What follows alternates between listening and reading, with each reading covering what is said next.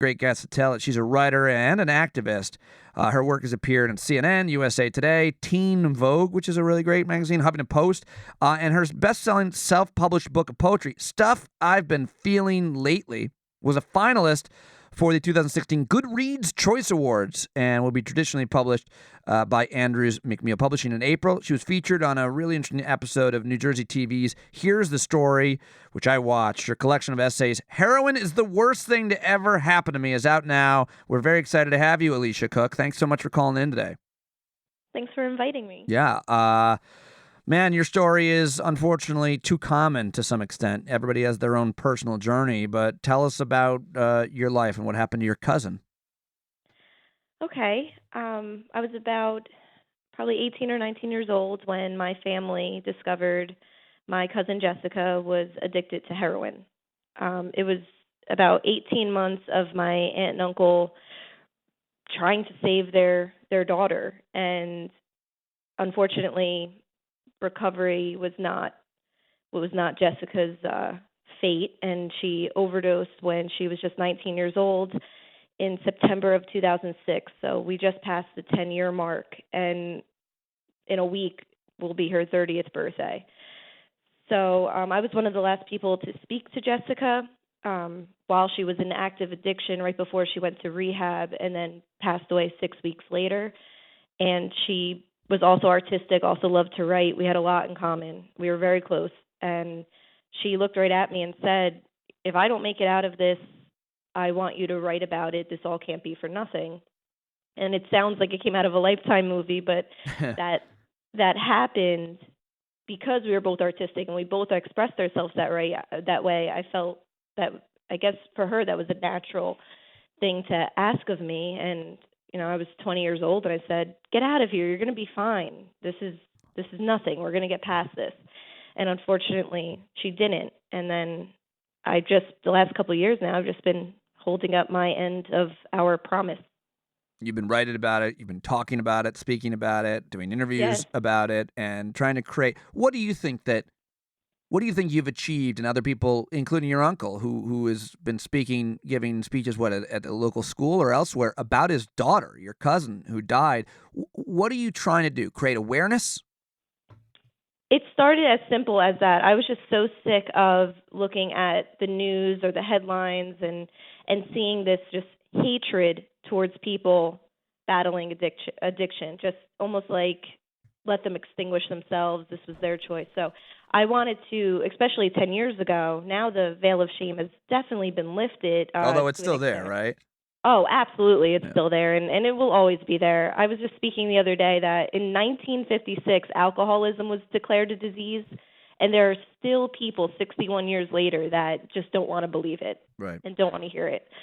So I just wanted to break the stigma. I wanted to share my cousin's story because she was so much more than her addiction.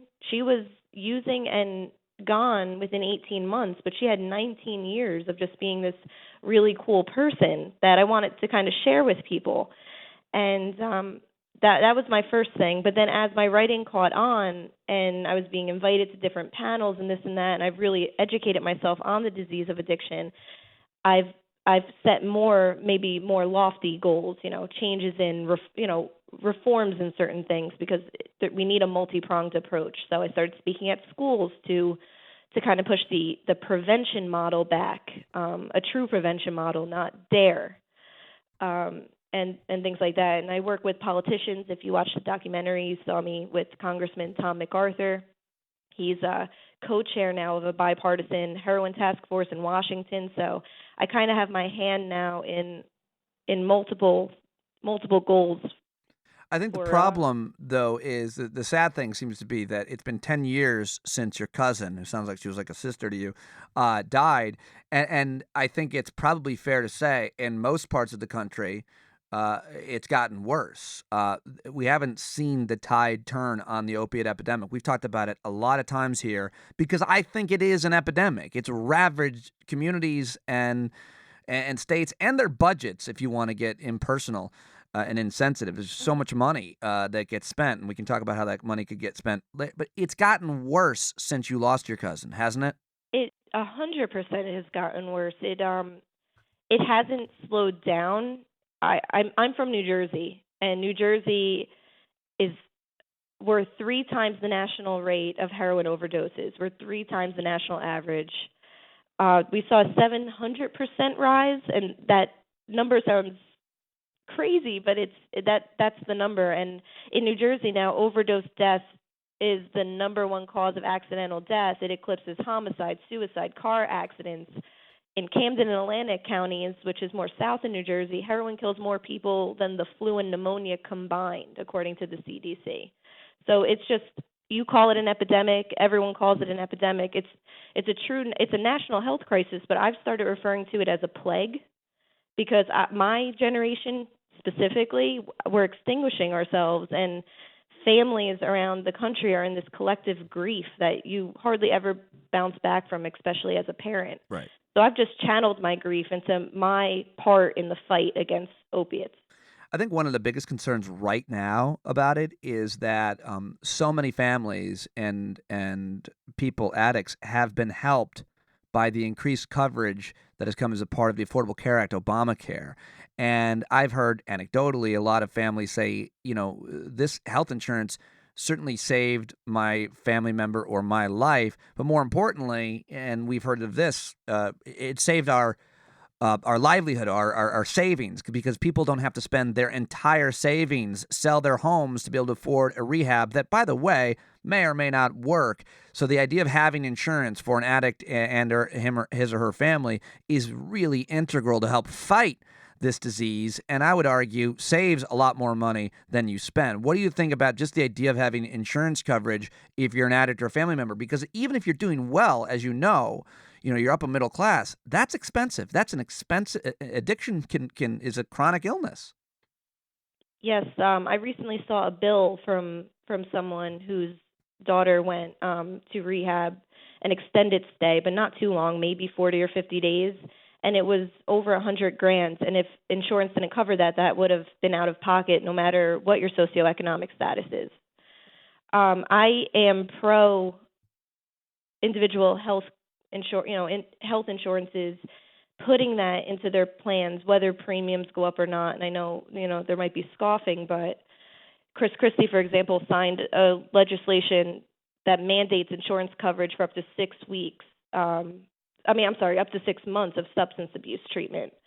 So the need is there. I know an engineer that her insurance, it's in there that if she has to go to rehab for whatever reason, and she's not an addict, then it will cover 100%. I mean, it's insurance companies and rehabs really need to come together and reform what they were doing, because 30 days is not enough, and not everyone could afford that, but right. Everyone needs it. If you're it's very expensive. Addict, yeah. Yes, and you need it. It shouldn't matter about what you're making or what you could afford. It's life or death. Well, I mean, if you just look at the numbers, though, if you look at the numbers of how much money is being spent to try to treat folks versus how much money is being spent on law enforcement and punishing these people, which doesn't make them better, and their families, I haven't seen those numbers, but it's prevention and treatment as opposed to punishment and incarceration. It's just crazy to put somebody in jail because they were on,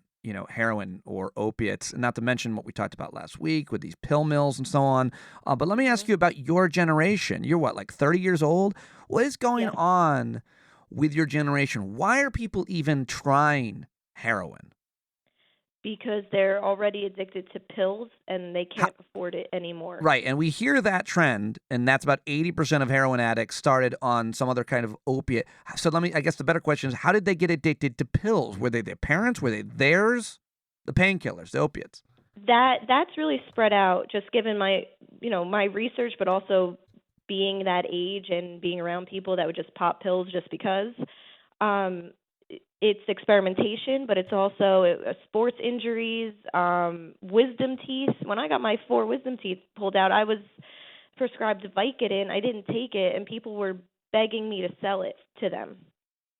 So, wow. And this was back in 2007 when I got my wisdom teeth out. So just anecdotally, I would like to say that it's experimentation, thinking that we're invincible, and we kind of like to numb whatever we're feeling because we that is ingrained in our culture as well. You're hurting, here, take a pill. You're upset, here, take a pill. But then it's also sports injuries and things like that. And I think again,